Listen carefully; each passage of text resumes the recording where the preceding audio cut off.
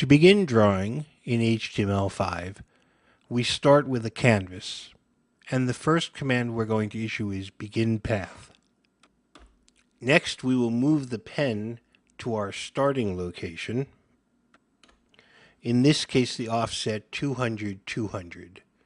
Remember that the starting point in the upper left-hand corner is 0, 0, and that coordinates are the x-coordinate, comma, and then the y-coordinate.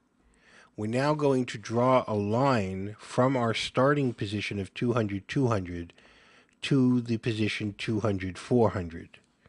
That will draw a line straight down 200 pixels. We'll then draw a line to position 400, 400. That will draw a line straight to the right for 200 pixels. That is from the starting position 200 to the ending position 400. At that point, we have an open triangle. If we wanted to draw, we need to say canvas stroke.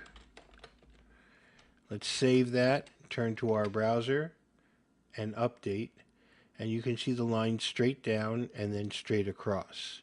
We could draw a line from the end point to the origin, but there's a method for doing that automatically, which is close path. Save that, and you can see that it filled in the triangle. If we want the triangle to be solid, rather than using the stroke command or method, we would call canvas.fill. That one change will fill the triangle with a solid shape. We can also use the triangle that we just created as a clipping region. Let's take away stroke and fill, and instead we'll add clip. In order to see the effect of the clipping region, we're going to draw some lines.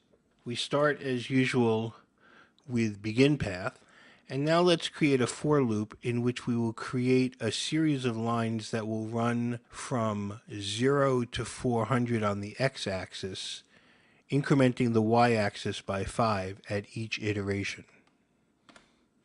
And so we have a variable I, which we initialize to 0, check that it's under 400, increment by 5 each time through, and we use the move to move us to the beginning of that line, and then we use the line to draw a straight line 500 pixels on the x-axis.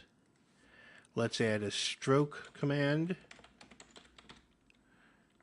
Now normally this would create a series of lines each 500 pixels long, but we have the clipping region that we made with our triangle.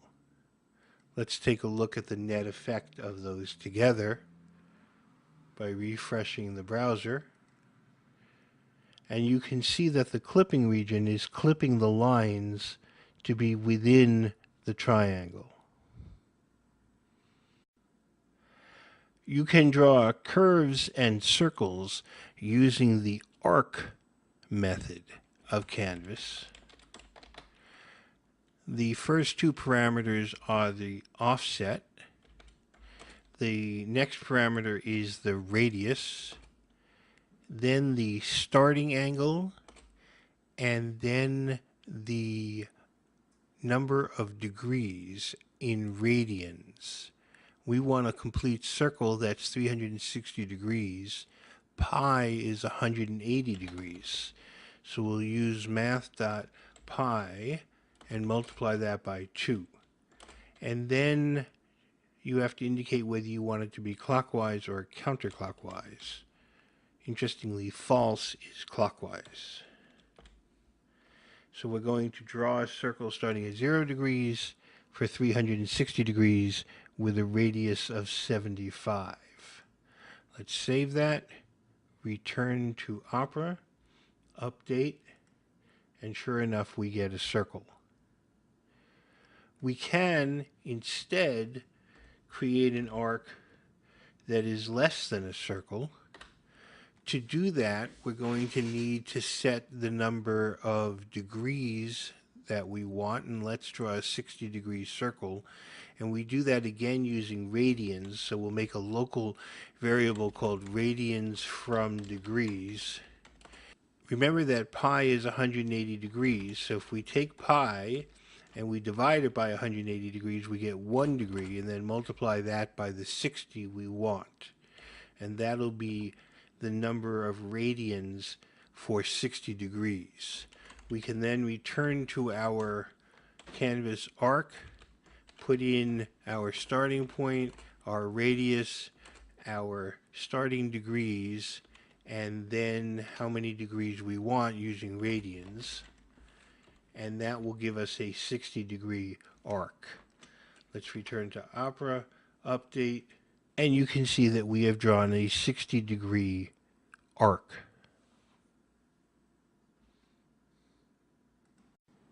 Slightly more complicated, but giving you more control over the drawing of the arc, is to use a quadratic curve. A quadratic curve not only puts its endpoint, but has a control point that controls the curve itself. Let's see that by beginning with begin path, then moving our pen to the offset location 100, 100, and now we can draw our quadratic curve. We put in the XY coordinates of the control point, and then the coordinates where we want the curve to end.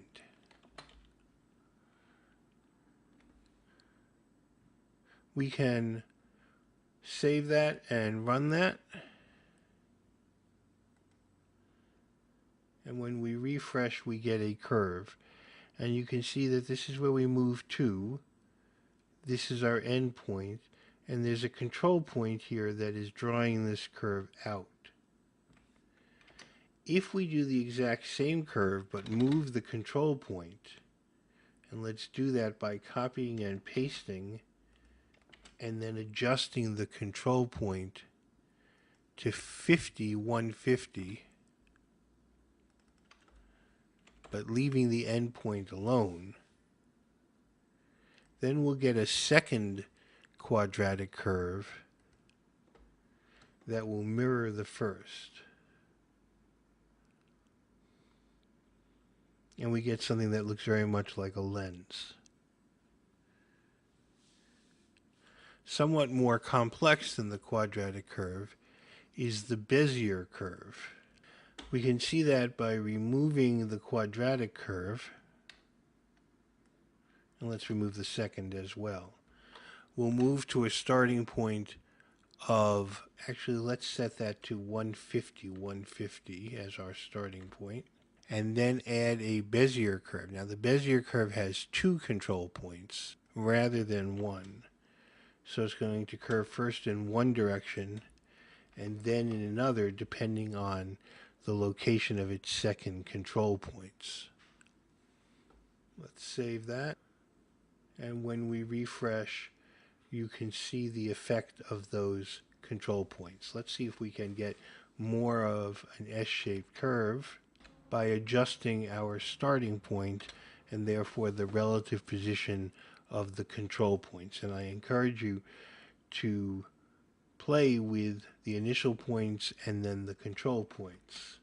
Let's take a look at the impact of that change. And now we get more of an S-shaped. And there's a control point here and a control point here affecting these curves. While we're looking at these curves, we can adjust some aspects of the line, such as the width, and we can also set the line cap.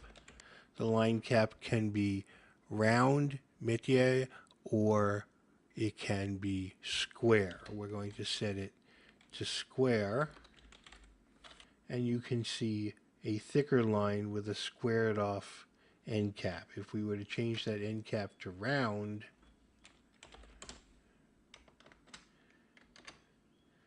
the difference is subtle but noticeable that that's a rounded end on the line.